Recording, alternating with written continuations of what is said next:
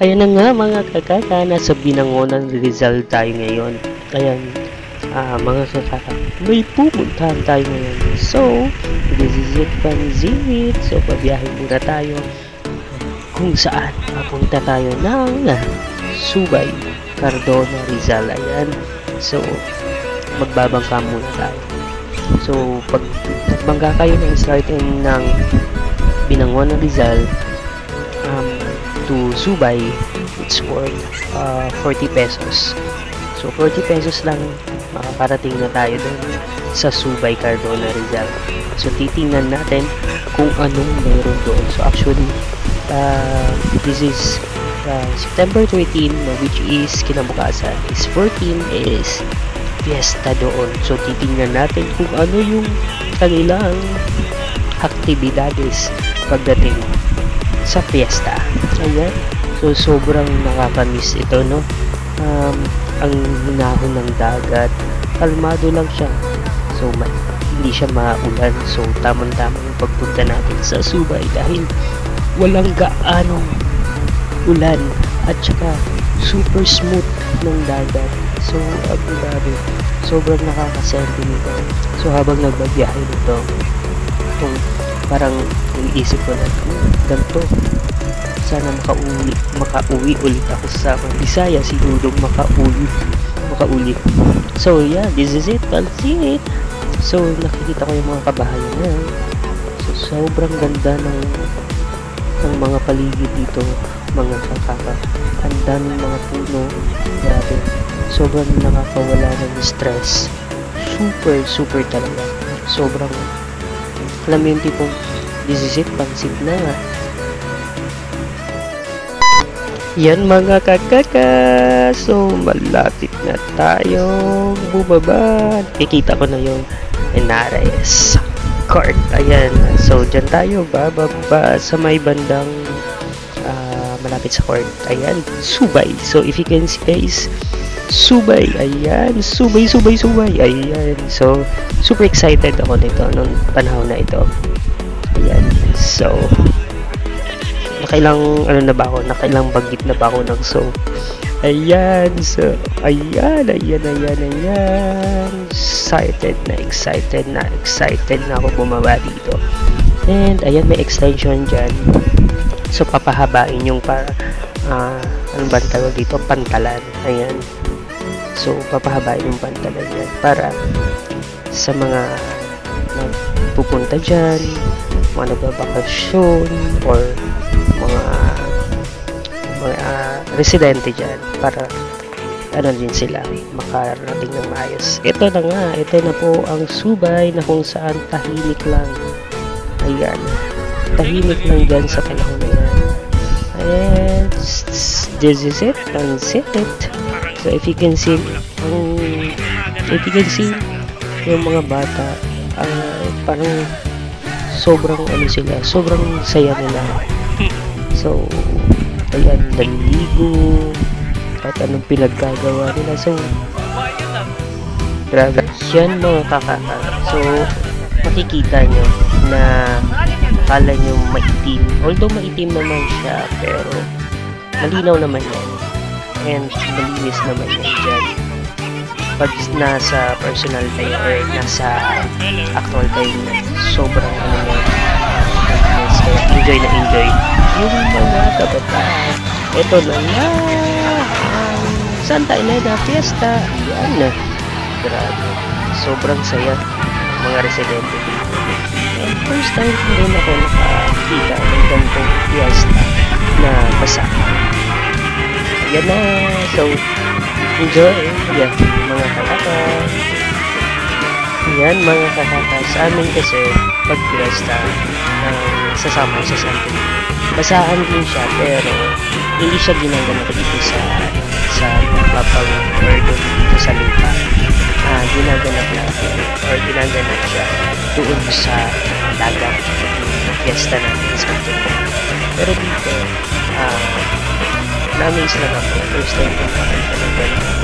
Although din sa may sa Cavite rin naman, may ganito rin naman siya, pero doon sa Cavite kasi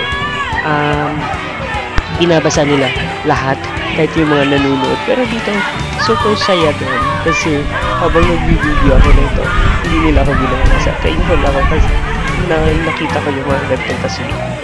Ayan, patuloy na natin ang kasiyahan ng Santa Elena Fiesta. And dito po tayo ngayon sa Subay, Cardon, Rizal. Ayan, mga kakakang enjoy.